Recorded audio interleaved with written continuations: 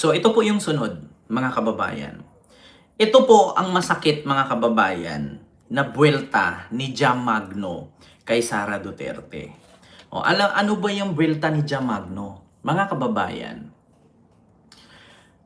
ito mga kababayan, ang buwelta ni Jam Magno. Kasi kung naalala nga ninyo mga kababayan, binanata na po ng mga DDS ngayon si Leni Robredo.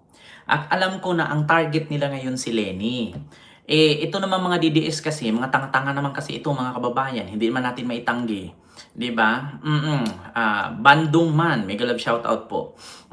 So, ito namang mga DDS mga kababayan, hindi natin maitanggi na mga bobo naman talaga yan sila, mga tanga-tanga, mga inutil, mga utu-utu, mga pangit, niya. Oo, at saka naalala nyo mga kababayan, yung isang Amerikanong vlogger ninakawan ng bag, DDS ang nagnakaw. Alam nyo bakit? Suot-suot niya, damit ni Digong. DDS talaga siya.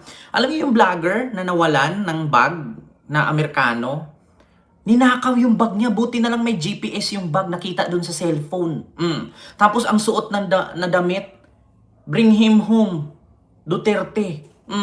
Kaya ito ngayon mga kababayan, sabi ko nga sa inyo, yung mga DDS, mga tanga-tanga yan, mga inutil, uto-uto, pangit, hampas lupa, patay guto, mga walang pera, mga ambisyosa, di ba? Na yung ibang ang DDS dyan, 80,000 daw halaga ng sapatos, mas may mga relo daw na Daytona na mga Rolex, samantalang yung bahay nila sa probinsya, lupa ang sahig. So ngayon mga kababayan, dahil po no sa batikos ng mga DDS mula kay Argota, yung bingot na vlogger na hindi mo maintindihan, bingot na nga, chismoso pa. Binira si Leni. Tapos ngayon binira na naman ni Harry Roque si Leni din. So sumagot si Jam Magno. Ito ang masakit mga kababayan na buwelta ni Jam Magno na hindi matanggap ng mga DDS. Ito po, pakinggan ninyo mga kababayan.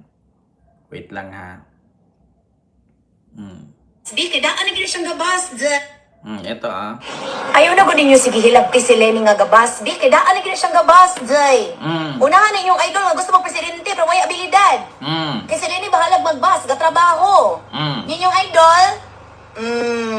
Mao na ron. Ayaw na ko ninyo sige hilab kay si Lenny nga gabas. Di, kadaan na gina siyang gabas. Jay. Unahan ninyong idol nga gusto magpresidente pero may abilidad. Kay si Lenny bahalag magbas, gatrabaho. Ninyong idol? Mao na ron. Ayaw na ko ninyo sige hilab kay si Lenny nga gabas. Di, kadaan na gina siyang gabas. Jay. Unahan ninyong idol nga gusto magpresidente pero may abilidad. Ito gusto ko i-translate ha. Masakit po ito. I-translate ko kay Bisaya man na si Jam. Kay Bisaya man gud siya. Ingon man siya nga. Undangin na ninyong iba si Lenny. Oy kay dati pa man yan nagbabas-bas. Sabi niya, ulitin ko ha. Kay si Lenny bahalag magbas, gatrabaho. Ninyong idol? Mao na ron. So tigilan nyo daw mga DDS, no? Sa kakabash si Lenny. Kahit nagbabas yan si Lenny, nagko-commute yan, nagtatrabaho. Yung idol ninyo, walang ability, walang abilidad. Hindi nagtatrabaho. Diba? So sakit, 'di ba? Masakit. Masakit talaga mga kababayan yung buwelta ni Jam Magno. Biruin mo 'yan. Kasi binira ni Harry Roque, binira ni Argota, binira ng mga DDS. Kaya ang sabi ni Jam Magno, tigilan niyo kakabash si Lenny kasi kahit nagbabash 'yan, kahit sumasakit nagko-commute 'yan, nagtatrabaho 'yan. Yung idol ninyo walang abilidad. Hindi hindi nagtatrabaho, 'di ba masakit? Diyos ko naman mga DDS. Di ba? Tigilan nyo kasi kakaba si Lenny. Kaya si Jam Magno lang ang sasagot. Kapag nanalo to, lalo nyo lang pinatunayan na napakabobo ninyo. Nabudol na nga kayo, magpapabudol na naman ulit kayo. Yan ang tignan nyo, tignan nyo. Sabi nung... Kapag nanalo to, lalo nyo lang pinatunayan na napakabobo ninyo. Nabudol na nga kayo, magpapabudol na naman ulit kayo. Yan ang tunay na bobo. Baka nakakalimutan nyo siya nagsabi ng I love you BBM na mabait at hindi corrupt si Marcos. Ngayon, linis kamay. Lumalabas na siya yung pinakamabait sa kanilang dalawa. Akala nyo kayo ang dahilan ng pagtakbo niya? Hindi Gagantihan niya lang si Marcos.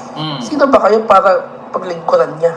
Hindi nga natin maramdaman na meron tayong VP. Tama. Uulitin ko. Lalo nyo lang papatunayan na bobo kayo. Oh, di ba, Pag DDS? nanalo pa yan. Bobo talaga kayo. Kapag nanalo to, lalo nyo lang 50. Kumalma si Vice President Sara Duterte sa Sabi, di ba? ng Davao City Oh, kita nyo, tignan nyo, si Jam, ito, Jam Magno.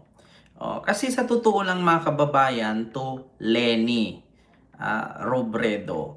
Alam nyo, sa totoo lang mga kababayan, totoo naman talaga lang. Facts. Yan. Kasi kung sasabihin nyo sa akin, sa actual na pangyayari, si Lenny hindi mananalo bilang presidente. Pero nung naging vice president siya, may mga programa siya na buhay pa hanggang ngayon. Diba? Mayor man siya ng Naga, pero national pa rin ang scope ng suporta sa kanya. I didn't like Lenny. But from the way I see it, she was a much better president than Sarah will ever be, not even close. I will never be a Kakamping, don't get me wrong. But at this point, if we're just talking about being vice president, Lenny was better. Oh, not because I'm a traitor to the Dutertes. I've made very clear, this is nothing personal, it's just honesty. Let Lenny lead 2028. Didn't you see the difference now? I stood against Lenny because I felt that.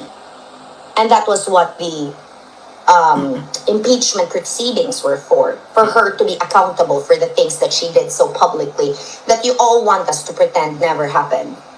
That you're, of course, going to make people who signed that feel bad because apparently, oh, it's something political. No. I didn't like Lenny. But from the way I see it, she was a much better president than Sarah will ever be, not even close. Di ba? I will never be a Kakamping, don't get me wrong. I remember fully how much you insulted me, but at this point, if we're just talking about being vice president, Lenny was better. Oh, not because I'm a traitor to the Dutertes. I've made very clear, this is nothing personal, it's just honesty. Di And ba? that- Ang ganda na sana ng araw ko. Mm. Pero, may mga namita ko na galing sa Siargao na ni-rescue at kakauwi. Ang ganda. Facts. Yan.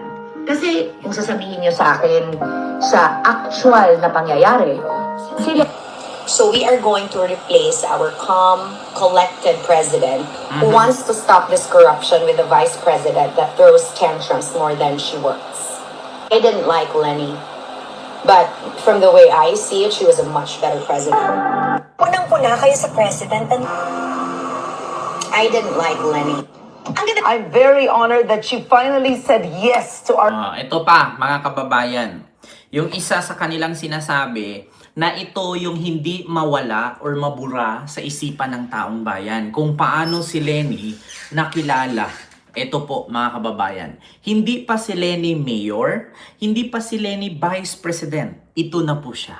invitation, the widow of DILG Secretary Jessie Robredo. Attorney Lenny Robredo is with us this morning. Attorney Lenny, good morning to you.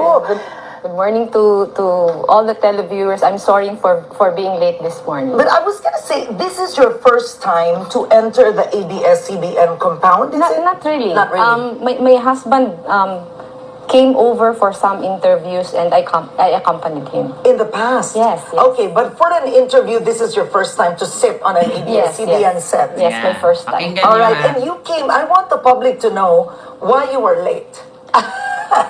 Ayan. Ano Karen, I took the bus last night from Naga. I'm Uh, so amazed, really. I do that all the time. Oo. The bus left Naga at 9 in the evening. On a regular day, the bus arrives Manila at 5 a.m. Oo. But then, medyo heavy yung traffic in the Quezon province area. At 3 o'clock, I was already up and I was looking out of the window of the bus. Iniisip ko na malilate ako kasi sobra yung traffic sa Quezon area. At 6 o'clock, nasa Laguna pa lang kami. So, I texted your staff Yeah. already. But you have not changed your lifestyle. That's what amazes me. You know, I think, Karen, that was my husband's secret. Even when he was already in the public service, even when he was mayor of Naga, even when he was secretary of the DILG, he tried very hard not to change his lifestyle. I've always said in the past that he always tried every means to keep himself grounded. Kasi parang yun yung sikreto kung paano mo maiiwasan yung privileges saka perks to get Diba? into you. Oh, Oo, yan. parati niya sinasabi sa akin, Kita mo? Yan ang lagi mong tawaging delicacy kung halimbawa ikay nagmamayari ng karinderya. Or else, yan yung secret recipe mo na wag mong baguhin ang kung ano kang nakilala. Ipagpatuloy mo yan at magiging simple, magiging ordinaryong tao lang na kung katulad sa ibang tao. Di ba? So, klarong-klaro mga kababayan, dyan pa lang, hindi pa si Leni Mayor at the time.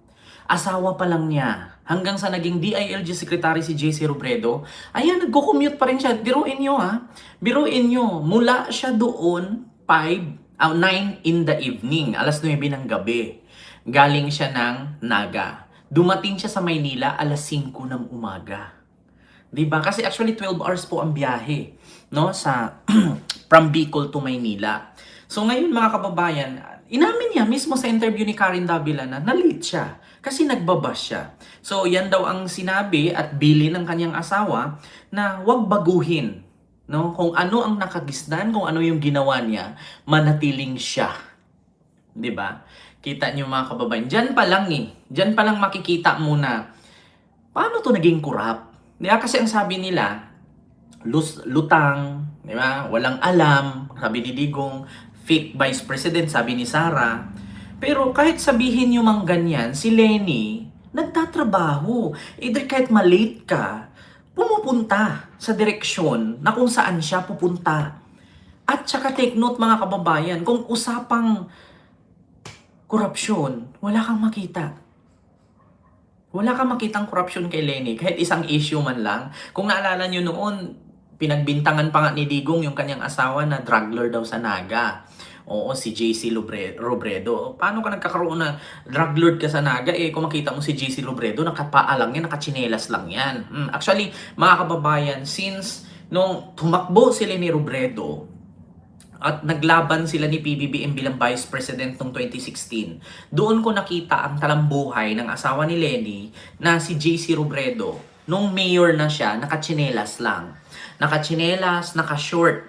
Nakashort ng porontong, ang tawag sa amin yan porontong. Yung short hanggang tuhod na may bulsa sa gilid. O bawat side may bulsa. Parang 6 pocket yata na short. Ganun lang.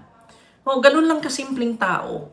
Kaya doon nakuha ni Leni na until now, ganun pa rin siya. Kung mayroon man tayong nakikitang naka-van siya, natural lang po yung kasi may service naman po ang Office of the Vice President, no? Pero kung sakali man na kahit nung Vice President na nga si Leni, nagbobus pa rin Bakit? Kasi hindi po lahat ng araw ay hinahatid siya. May day off din po yung mga trabahante niya sa OBP. Kaya minsan, di ba, pag pumunta siya ng Maynila sa Badulinggo, wala namang mga pasok yung kanyang mga trabahante noon. So, siya yung nagko-commute. Di ba?